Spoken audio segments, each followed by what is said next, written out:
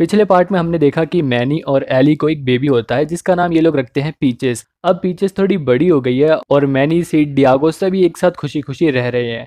Fourth part की शुरुआत होती है इस क्रेट से जो हमेशा की तरह अपने अखोन को बर्फ में छुपाने की कोशिश कर रही होती है और इसी चक्कर में बर्फ में वो क्रैक कर देती है। जो क्रैक इतना बड़ा हो जाता है कि पूरा पहाड़ टूट के दो पार्ट में बट जाता है और धरती फट जाती है और स्क्रेट धरती के अंदर गिर जाता है। और स्क्रेट अपने अकाउंट को पाने के लिए वहां पर भी एकदम उत्पात मचाकर रख देता है, जिसका असर धरती पर भी देखने को मिल रहा था। पृथ्वी की ऊपरी सतह कई पार्ट में टूटकर बिखर रही थी और ये सब कारनामे थे एक छोटी सी गिलहरी यानी कि स्क्रेट के। दूसरी तरफ हम लोग देखते हैं मैनी और एली को। मैनी एली से पूछता है कि पीछे सुबह सुबह कहाँ चले गई, उसे तो इतनी जल्दी सुबह उठने की आदत भी नहीं है। एली मैनी से कहती है कि पीछे आ जाएगी, वो अपने दोस्तों के साथ घूम रही होगी। लेकिन मैनी को अपनी बेटी पीचेस की कुछ ज्यादा ही परवाह थी। वो क्रैश और एडी से पूछता है कि पीचेस कहाँ गई, तुम्हें कुछ मालूम है? क्रैश और एडी उसे बताते हैं कि पीचेस शायद अपने दोस्त लुइस के साथ झरने के पास गई होगी। और यहाँ पीचेस अपनी माँ एली की तरह पेड़ पर गुलाटियां मारते हुए अपने दोस्त लुइस के साथ मस्ती से खेल रही थी। एली दुनिया घूमना चाहती थी, नए नए लोगों से मिलना चाहती थी। ये सब बात वो अपने दोस्त लुइस को बता रही थी कि जब भी वहां पर मैनी आ जाता है और पीचेस को बोलता है कि तुम खतरों से खेलना बंद करो और घर चलो ताकि मैं तुम पर नजर रख सकूं। जब ये सीन चेंज होता है और एंट्री होती है डियागो की। डियागो को धरती फटने की आवाज आती है और डियागो गरज कर कहता है कि धरती माता, मुझे किसी चीज से डर नहीं लगता। कि जब भी वहां पर सीड की प्रजाति के कुछ लोग डियागो से टकराते हैं और डियागो को घसीटते हुए आगे बढ़ते रहते हैं, कि जब भी वो लोग मैनी से भी टकरा जाते हैं और अपनी गाड़ी से गिर जाते हैं। डियागो एकदम गुस्से में आ जाता है और उन्हें मारने जाता है कि जब भी वहां पर सीड आ जाता है और उन्हें देखकर एकदम खुश हो जाता है, क्योंकि वो लोग और कोई नहीं उसके परिवार वाले थे जो उससे काफी टाइम बाद मिलने के लिए वहां पर आए थे। सिड के मॉम डैड उसे उसकी दादी से मिलवाते हैं जिनका नाम था ग्रैनी। सिड के मॉम डैड उससे कहते हैं कि तुम अपनी दादी को यहाँ घुमा लाओ। सिड अपनी दादी को घुमाने चला जाता है और यहाँ पर मैनी और डियागो देखते हैं कि सीन तो कुछ और ही था, क्योंकि सिड का परिवार अब यहाँ से रफू चक्कर हो रहा था। सिड के परिवार वाले सिर्फ ग्रैनी से छुटकारा पाने के लिए आए थे और उन्हें सिड से भी कोई लगाव नहीं था। सिड के परिवार वालों के जाने के बाद सिड और ग्रैनी भी वहां पर आ जाते हैं और ग्रैनी सिड से बोलती है कि क्या तुम अपने दांत मुझे सेब खाने के लिए उधार दे सकते हो? सिड मैनी और डियागो से पूछता है कि मेरे मॉम डैड कहाँ गए? मैनी सिड को बताता है कि वो लोग चले गए, वो सिर्फ ग्रैनी को यहाँ छोड़ने आए थे। सिड एकदम उदास हो जाता है, उसे यकीन नहीं होता कि उसके परिवार वाले ऐसा भी कर सकते हैं। लेकिन मैनी और डियागो से समझाते हैं कि कम से कम तुम्हारे पास तुम्हारी दादी ग्रैनी तो है। लेकिन जब ही सब देखते हैं कि ग्रैनी वहां से गायब हो चुकी है, सभी ग्रैनी को ढूंढने लग जाते हैं। जब भी पीचेस अपने दोस्त लुइस के साथ मैमूथ के झुंड को देखती है। झुंड में सभी लोग काफी मस्ती कर रहे थे, जिसे देखकर पीचेस का भी मन उनसे मिलने का कर रहा था। उस झुंड में एक यंग मैमूथ था जिसका नाम था ईथान। पीचेस उसे काफी पसंद करती थी, वो उससे मिलना चाहती थी कि तभी वो गलती से फिसल जाती है और बर्फ पे फिसलते हुए ईथान से टकरा जाती है। जब भी वहां मैनी आ जाता है और ईथान को डांटता है कि मेरी बेटी से दूर रहो। वहां पर मौजूद सभी हाथी पीचेस का मजाक उड़ाने लग जाते हैं, इसलिए पीचेस अपने पिता से नाराज होकर वहां से चली जाती है। मैनी अपनी बेटी को मनाने की कोशिश कर रहा होता है कि जब भी वहां की धरती हिलने लग जाती है और सब एकदम हैरान हो जाते हैं कि आखिर ये हो क्या रहा है। कि जब भी बर्फ पर क्रैक पड़ जाता है और क्रैक इतना बड़ा और गहरा हो जाता है कि आसपास के कुछ पहाड़ ऊंचे उठने लग गए थे, तो कुछ जगह की बर्फ टूट टूट कर पानी में समा रही थी, जिसकी वजह से मैनी, सिड, डियागो, एली और पीचेस से अलग हो जाते हैं। मैनी एली से कहता है कि तुम सबको लेकर ब्रिज पर पहुंचो। यहाँ पर पीचेस काफी उदास हो जाती है, काफी दुखी हो जाती है, क्योंकि उसे ऐसा लगता है कि शायद अब वो अपने पिता से दोबारा नहीं मिल पाएगी। लेकिन मैनी उनसे वादा करता है कि वो उनसे जरूर मिलेगा। मैनी, सिड, डियागो बर्फ के एक छोटे से टुकड़े पर तैर रहे थे। दूसरी तरफ एली और पीचेस बाकी जानवरों को ब्रिज के पास चलने को कह रहे थे, लेकिन पीचेस का दोस्त लुइस उन्हें मिल नहीं रहा था। सभी लुइस को ढूंढने लगते हैं। लुइस एक ऊंची सी चट्टान पर फंसा था, लेकिन किसी तरह लुइस अपनी जान बचा लेता है और सभी जानवर एक साथ ब्रिज की तरफ चल देते हैं। वहीं मैनी से डियागो एक तूफान में फंस जाते हैं। लहरों की वजह से उनकी नाव के साथ साथ उनके भी पैर डगमगा रहे थे। समुद्र में उन्हें खतरनाक जानवरों का सामना करना पड़ता है, खतरनाक तूफान का सामना करना पड़ता है। जब तूफान थमता है तब वो लोग देखते हैं कि उनकी बर्फ की नाव पर उन तीनों के अलावा ग्रैनी भी वहीं पर थी। सभी एकदम हैरान थे। दूसरी तरफ स्क्रेट एक टापू पर पहुंचती है। टापू के किनारे पानी में एक अकोन था, जिसे लेने के लिए वो वहां पर पहुंच तो जाती है, लेकिन उसका अकोन आधा टूट चुका था। लेकिन उस अकोन में छुपा था एक ऐसे टापू तक पहुंचने का रास्ता जहां पर बहुत सारे अकोन का भंडार था। वहीं सिड, मैनी, डियागो अपनी मंजिल की ओर आगे बढ़ रहे थे कि जब भी ग्रैनी उनसे पूछती है कि उन्होंने मेरे पेट प्रेसेस को देखा है। उन सभी को ऐसा लगता है कि ग्रैनी सठिया गई हैं, इसीलिए वो ऐसी बातें कर रही हैं। जब भी उन लोगों को दिखाई देता है एक पंछी। पंछी को देखकर मैनी और डियागो अंदाजा लगा लेते हैं कि शायद आसपास कहीं धरती होगी, इसीलिए पंछी हमें दिख रहा है। लेकिन वो पंछी एक समुद्री लुटेरे का था। वो पंछी उस लुटेरे को जाकर बताता है कि 4 यात्री एक छोटी सी नाव पर उनकी ओर बढ़ रहे हैं, हम उन्हें अपने कब्जे में ले सकते हैं। फिर क्या था, वो लुटेरा जिसका नाम गट था, वो सिड, मैनी, डियागो की नाव पर धावा बोल देता है और अपनी सेना के साथ उनकी नाव को अपने कब्जे में ले लेता है और सिड, मैनी, डियागो और ग्रैनी को अपने झुंड में शामिल होने को कहता है। लेकिन मैनी गट से कहता है कि हम किसी झुंड में शामिल नहीं होना चाहते, मैं अपने परिवार से बिछड़ गया हूँ और मैं अपने परिवार तक पहुंचना चाहता हूँ। गट की बात ना मानने पर गट को गुस्सा आ जाता है और वो अपने सेनापति शीरा को, जो कि एक शेरनी थी, उसे उन पर अटैक करने का आदेश दे देता है। जिसके बाद शीरा बाकी जानवरों के साथ उन चारों पर अटैक कर देती है और उन सभी को अपने कब्जे में ले लेती है और उन्हें अपनी नाव पर बंदी बना लेते हैं। वहां गट एक बार फिर उन सभी को अपने झुंड में शामिल होने को कहता है। उनके सभी सिपाही मैनी, सिड, डियागो को गट की सेना में जुड़ने को कहते हैं और गट की तारीफों के पुल बांधते रहते हैं।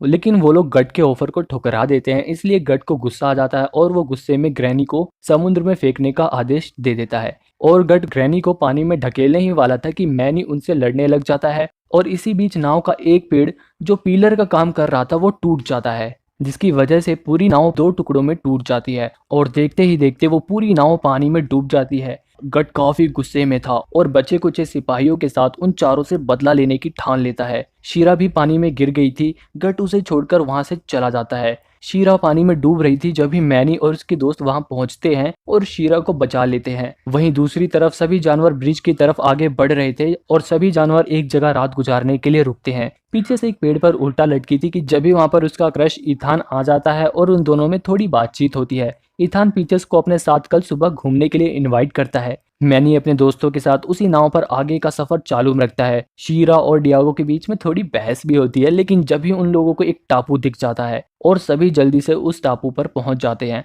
वहां पर पहुंचकर मैनी उनसे कहता है कि हमें एक नाव बनानी होगी। कि जब भी वो लोग देखते हैं कि शीरा वहां से भाग रही थी, मैनी डियागो से कहता है कि उसे जल्दी पकड़ो, वो हमें हमारी मंजिल तक पहुंचाने में मदद कर सकती है। डियागो शीरा के पीछे दौड़ता है और शीरा को पकड़ भी लेता है कि जब भी डियागो देखता है उल्टी धारा वाली नदी, जिसके रास्ते होते हुए वो लोग अपनी मंजिल तक पहुंच सकते थे। लेकिन वहां पर गट पहले से ही पहुंच चुका था और उसने वहां पर मौजूद नाव को भी अपने कब्जे में ले लिया था।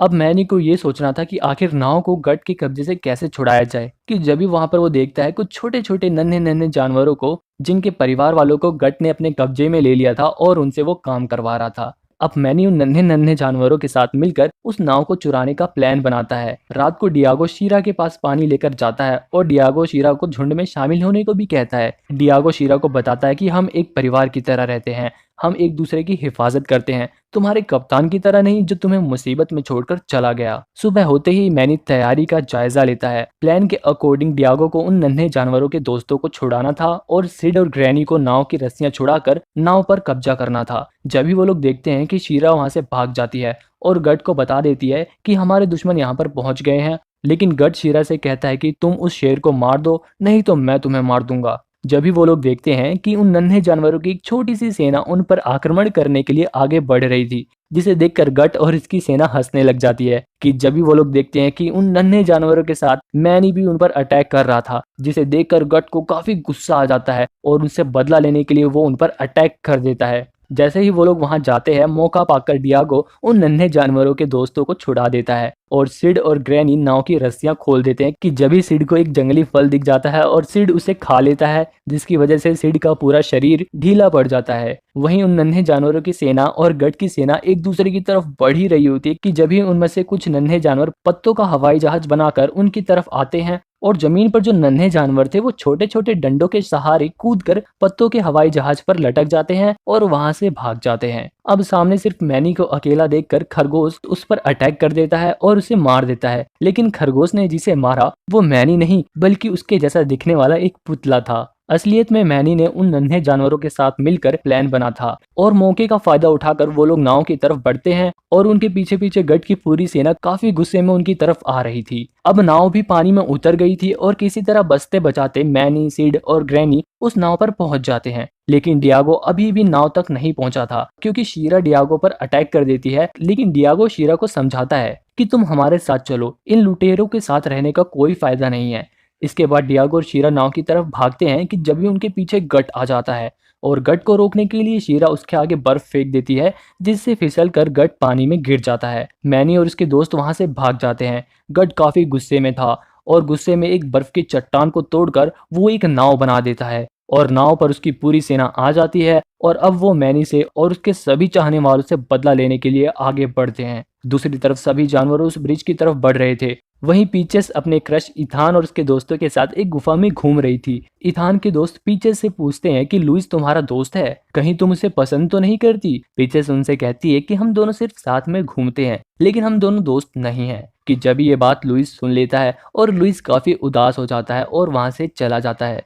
पीचेस भी काफी उदास हो जाती है। दूसरी तरफ मैनी और उसके दोस्त अपने परिवार को ढूंढने के लिए आगे बढ़ रहे थे, लेकिन डियागो काफी उदास था। सीड और मैनी डियागो से बोलते हैं कि लगता है तुम शीरा से प्यार करने लगे हो, तुम उसे पसंद करने लगे हो। कि जब भी वो लोग एक ऐसी जगह पहुंच जाते हैं जहां पर शैतान उनके चाहने वालों का रूप धरकर उन्हें अपनी तरफ बुला रहे थे। मैनी ये सब समझ जाता है और तुरंत अपनी नाव वहां से मोड़ लेता है। अगले दिन सुबह होती है और ग्रैनी नाव पर मौजूद सभी फलों को अपने पालतू पेट प्रेसेस के खाने के लिए पानी में फेंक रही थी। मैनी से डियागो को ऐसा लगता है कि बुढ़िया सठिया गई है, अब ये सब अपनी मंजिल के बहुत ही करीब थे। दूसरी तरफ वो सभी जानवर उस ब्रिज तक पहुंच ही गए थे कि जब भी वो लोग देखते हैं कि वो ब्रिज टूट गया है। वहीं मैनी और उसके दोस्त भी ब्रिज के पास पहुंच गए थे, लेकिन वो लोग ब्रिज को टूटा देखकर काफी निराश थे। मैनी एली और पीचेस का नाम लेकर उन्हें बुला रहा था, लेकिन वहां पर कोई भी नहीं था। मैनी एकदम निराश हो जाता है कि जब भी एकदम से पीचेस की आवाज आती है और मैनी को पीचेस दिख जाती है, लेकिन पीचेस और एली के साथ साथ सभी जानवरों को गट ने बंदी बना लिया था। मैनी उनको छुड़ाने के लिए गट के पास जाता है और गट मैनी को बंदी बना लेता है। कि जब भी पीछे से लुइस चिल्लाता है कि पीचेस को छोड़ दो। उस नन्हे से जानवर को देखकर गट और उसकी सेना के सभी लोग हंसने लग जाते हैं।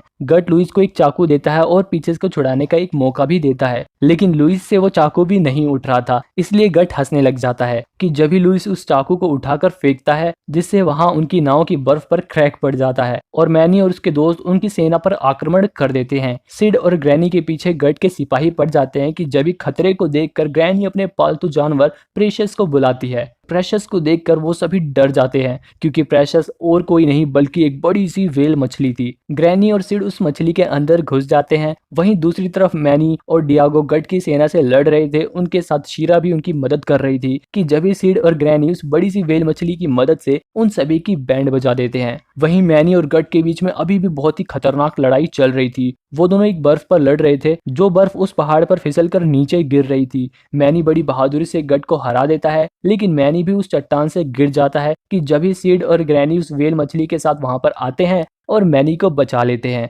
दूसरी तरफ गट उन्हीं रूप बदलने वाले शैतान के पास पहुंच जाता है और गट अपने लालच की वजह से उन शैतानों के हाथों अपनी जान गंवा देता है। और फाइनली मैनी और उसके परिवार वाले एक दूसरे से मिलते हैं। सिड और ग्रैनी भी वहां पर आ जाते हैं और सभी जानवर सिड की तारीफ करने लग जाते हैं। अब शीरा भी डियागो के साथ रहने के लिए तैयार हो जाती है और पीचेस और लुइस के बीच में भी दोबारा से दोस्ती हो जाती है। इसके बाद वो बड़ी सी व्हेल मछली नाव को दूसरे टापू पर पहुंचा देती है और अब सभी जानवर यहाँ पर खुशी खुशी रहेंगे। मैनी पीछे से कहता है कि तुम अपने दोस्त लुइस के साथ अब खूब मस्ती करना, मैं तुम्हें कभी नहीं टोकूंगा। सभी जानवर काफी खुश हैं और ईथान के दोस्त भी अब लुइस के फैन बन चुके थे। वो सभी पीचेस और लुइस से दोस्ती करना चाहते थे। सिड और ग्रैनी भी काफी खुश थे। सिड ग्रैनी को एक दांत गिफ्ट देता है और वो दांत सच में काफी खतरनाक थे। सभी लोग काफी खुश थे और सभी लोग एक साथ एक परिवार की तरह रह रहे थे। दूसरी तरफ स्क्रेट उस नक्शे की मदद से खजाने वाले टापू तक पहुंच जाता है और उस टापू पर बहुत सारे अकोन थे, जिसे देखकर स्क्रेट की आंखें एकदम चमक जाती हैं और लालच की वजह से स्क्रेट उन सभी अकोन को इकट्ठा करने लग जाता है